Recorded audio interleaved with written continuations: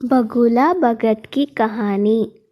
दुर्सत one में स्थित एक जलाशय में मछलियों, केकड़ा, मेंढक और नाना प्रकार के जीव जंतु रहा करते थे।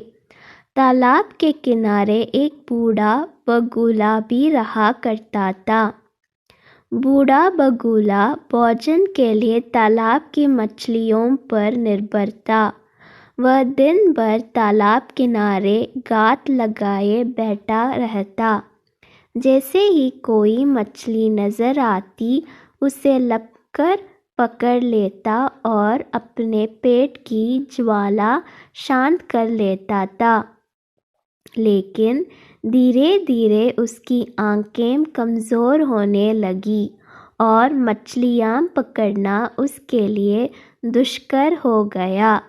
अब वह दिन रात एक टांग पर खड़ा होकर सोचता रहता कि ऐसी हालत में कैसे भोजन की व्यवस्था की जाए। एक दिन उसे एक युक्ति सूझी। युक्ति अनुसार वह तालाब के किनारे गया और एक टांग पर खड़ा होकर जोर जोर से विलाप करने लगा।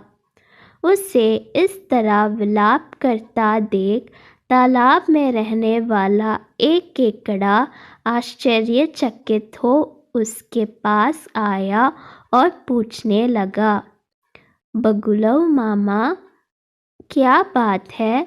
इस तरह आंसू क्यों बहा रहे हो? क्या आज कोई मछली हाथ नहीं लगी? बगुलू बोला, बेटा, कैसी बात कर रहे हो? अब मैंने वैराग्य का जीवन अपना लिया है और मछलियों तथा अन्य जीवों का शिकार छोड़ दिया है। वैसे भी इस जलाशय के समीप रहते मुझे वर्षों हो गए हैं। यहाँ रहने वाले जलचरों के प्रति मन में प्रेम और अपनत्व का भाव जाग चुका है, इसलिए मैं उनके प्राण नहीं हर सकता। तो इस तरह विलाप करने का क्या कारण है मामा? केकड़े ने उत्सुकतावश पूछा। मैं तो इस तालाब में रहने वाले अपने भाई बंधुओं के लिए विलाप कर रहा हूँ। आज ही एक जाने माने ज्योतिष्य को मैंने ये भविष्यवाणी करते सुना कि इस क्षेत्र में 12 वर्ष के लिए अकाल पड़ेगा। यहाँ स्थित समस्त जलाशय सूख जाएंगे और उनमें रहने वाले जीव जंतु भूख प्यास से मर जाएंगे।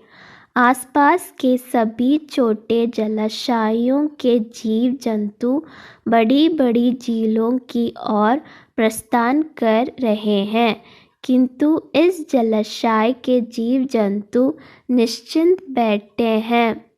इस जलाशय का जल स्तर अत्यंत कम है। सूखा पड़ेंगे पर ये अतिशीघ्र सूख जाएगा। यहाँ के रहवासी सभी जलचर मारे जाएंगे। यह सोचकर मेरे आंसू नहीं थम रहे हैं। बगुलू के बात सुनकर केकड़ा तुरंत तालाब में रहने वाली मछलियों और अन्य जलचरों के पास गया और उन्हें बगुलू के अकाल संबंधी बात दिया। ये सुनना था कि सभी जलचर बगुले के पास जा पहुँचे और उससे इस समस्या से निकलने का उपाय पूछने लगे। दृष्ट बगुला तो इसी अवसर की ताक में था। वह बोला, बंधुओं, चिंता की कोई बात नहीं है। यहाँ से कुछ ही दूरी पर जल से लबालब एक बड़ी झील अवस्थित है।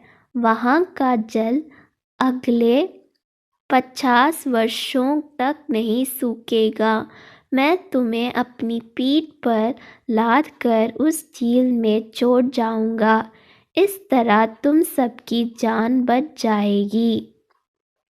बगलू की बात सुनकर सभी जलचरों में पहले जान की होड़ लग गई और वे बगुले से अनुनय करने लग गए। बगुला मामा, हमें वहाँ पहले पहुँचा दो। यह देख बगुले की बौछें खिल गए। उसने सबको शांत किया और बोला, बंधुओं, मैं तुम सबको एक एक कर अपने पीठ पर लादकर उस झील तक ले जाऊंगा। फिर चाहे मेरा जो हाल हो, आखिर तुम सब मेरे अपने हो। उस दिन के बाद से बगुला प्रतिदिन एक मछली को अपनी पीठ पर लादकर ले जाता और कुछ दूरी तय करने के बाद एक बड़ी शीला पर पटकाकर मार डालता। फिर चखकर अपना पेट भरने के बाद दूसरे दिन दूसरा शिकार अपने पीठ पर लादकर चल पड़ता। ऐसे ही कई दिन बीत गए। बगलू को बिना परिश्रम के रोज एक मछली का आहार मिलने लगा। एक दिन जब बगुला तालाब के किनारे गया तो केकड़ा बोला, बगुला मामा, अपने सूखा पड़ने की बात मुझे सबसे पहले बताइए, किंतु अब तक आप मुझे बड़ी झील लेकर नहीं गए। आज मैं आपकी कुछ नहीं सुनूंगा। आज आपको मुझे ही लेकर जाना होगा। बगुला भी रोज मछली खाकर ऊब चुका था। उसने सोचा कि क्यों ना आज केकड़े को ही अपना आहार बनाया जाए, और वह केकड़े को अपनी गर्दन पर बैठाकर उड़ने लगा। कुछ दूर जाने के बाद केकड़े ने देखा कि एक बड़ी शीला के पास मछलियों की हड्डियों का अंबार लगा हुआ है। उसे संदेह हुआ कि हो ना हो ये सब बगुले का ही किया दारा है। उसने बगुले से पूछा, मामा, और कितनी दूर जाना है? तुम मुझे उठाईथे तक गए होगे।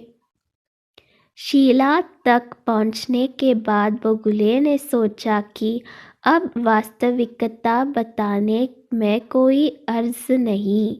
उसने केकड़े को सारी बात बता दी और बोला, केकड़े, ईश्वर का स्मरण कर ले, तेरा अंत समय आ चुका है। अब मैं तुझे भी इन मछलियों की तरह इस शीला पर पटकाकर मार दूंगा और अपना आहार बनाऊंगा। यह सुनना ताकि केकड़े ने अपने नुकीले दांत बगुले की गर्दन पर गड़ा दिया। बगुले की गर्दन काट गई और वह वहीं तड़पकर मर गया। केकड़ा बगुले की कटी हुई गर्दन लेकर वापस तालाब में पहुंचा और दुष्ट बगुले की दुष्टता की कहानी सब जलचरों को बताई और बोला, अब वह दुष्ट मर चुका है। तुम सब लोग यहाँ आनंद के साथ रहो। सीख, किसी भी बात का बिना सोचे समझे विश्वास नहीं करना चाहिए।